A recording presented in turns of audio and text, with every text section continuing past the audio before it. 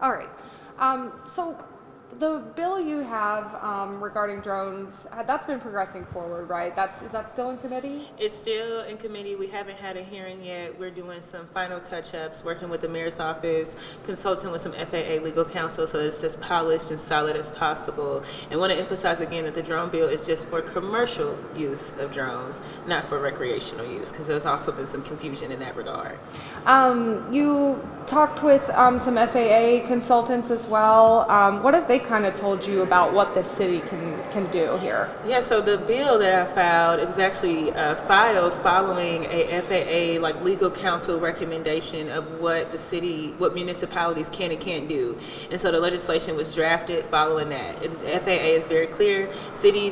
Municipalities have the right to do legislation around anything that protects people's privacy, protects people's safety, protects them from harm. And of course, as a municipality, we have the right to put regulations in for commercial industries, as we do for almost all other ones. We just don't necessarily do it for commercial drones because it's 2024, and I think we're just now seeing we probably need some legislation around this as well, because this is a new industry that has just recently kind of formed, and obviously the second time within the last 4 years that someone has tried to bring in these private for-profit drones into our city. I guess recently was there an issue with this particular group that's trying to come in? Did you guys have an ability to kind of stop them from starting this program? Yeah, so this particular group attempted to launch some sort of, I don't want to really use their verbiage, I don't know what they call it, but they were attempting to do something within Forest Park. And even though we have some legislation that gets some clearer, stronger criteria and regulation on the table, there is some regulation that is required. And so they weren't actually able to do it because we were able to get some park rangers within the city to enforce that you do have to have permits to do those sorts of activities. And I think that serves as a direct challenge to some of the statements that the owner of the company has made, saying that the city has no place, we have no legal grounds. We would not have been able to stop him had we had no legal grounds for that sorts of activity. I assume it's kind of just like, you lost your light, Stephen. I just want to let you know that. 2 seconds. You're fine. Is it just the cord? Yeah. Okay. Okay. So just like Forest Park, is it similar to the Arch where there is kind of permits and no-fly zones in place? So whenever you're on a park and you want to do activity within a park, that's one of the areas that is regulated, and you do have to get a permit for activities.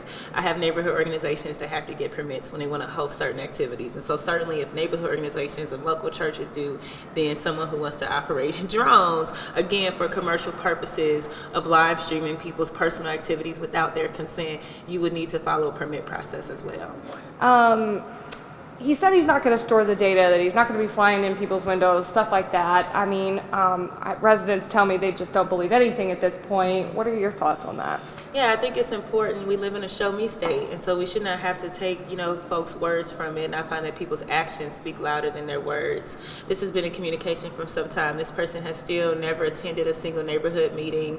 They've not responded directly to communication requests for a conversation. They've not done any type of community engagement. So not even on, as far as reaching out to me as the alder of majority of the area they wanted to initially lodge, they've not tried to have conversation with a single resident.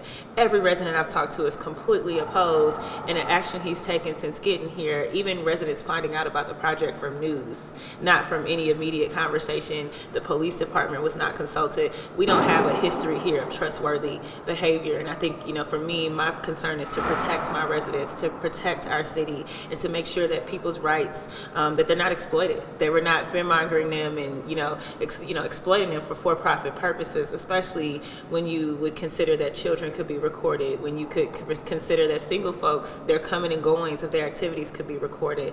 So I don't want to trust someone telling me what their intentions are. I trust conversation. I trust putting things on paper. I trust permits. I trust the processes and the systems that we have in place that this person has not made a single attempt to engage with. Yeah, I asked him about that. I said, these residents and even city leaders have not heard from you. There was no, on their end, no communication sought out. He said that he has emailed. I mean, I guess from what you just said, that's not the case. Yeah, I mean, I guess it considers what you consider communication.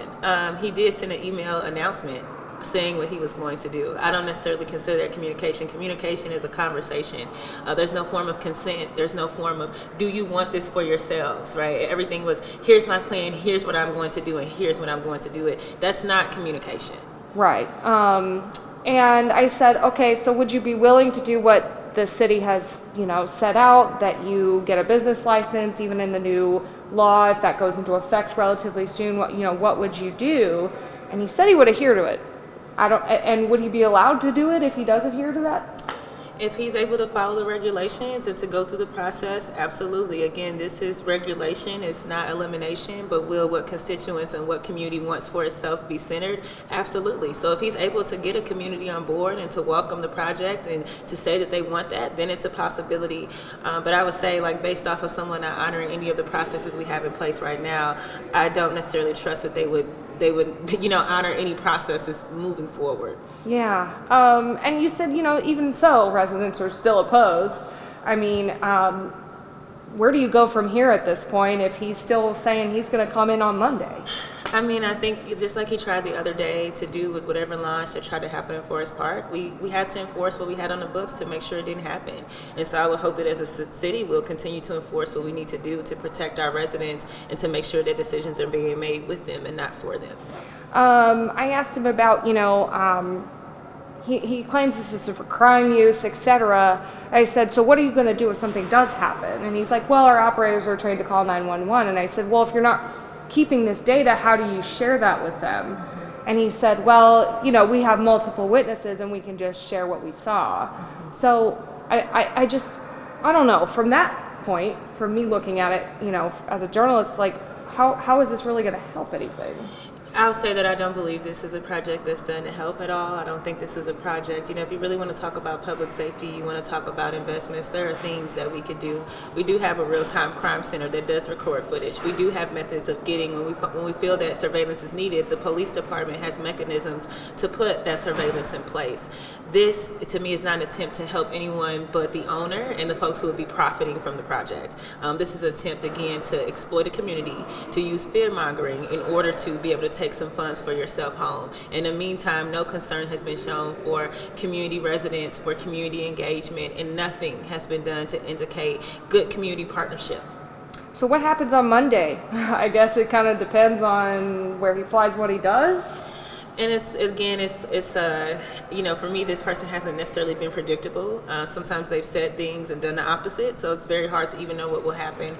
But I can say that the city is following it closely. Residents are following it closely. They email and they call and they are like, did you see this happen? Did you see that happen? And so we are making sure that we are listening and tracking and monitoring and enforcing accordingly. Great. Anything else that you wanted to say on this at all to maybe reassure residents or anything else that you feel like they need to know kind of as this progresses? Yeah, I think that residents should definitely tune in and follow the legislation. We're polishing it up and tightening it up, but I think it's very important that residents' voices is heard and that we start to consider that we do need some official protocols and regulations in place for when this happened. I don't think we should we should ignore the fact that this is the second time that something like this has been suggested and attempted within 4 years, and I don't think we should ignore that both of these attempts were strongly opposed by community, and yet the folks who were pushing the project continue to go. So obviously we need things on our books and we need laws and need ordinances so that we're able to enforce these things and hopefully prevent them from happening without any type of consent or community engagement.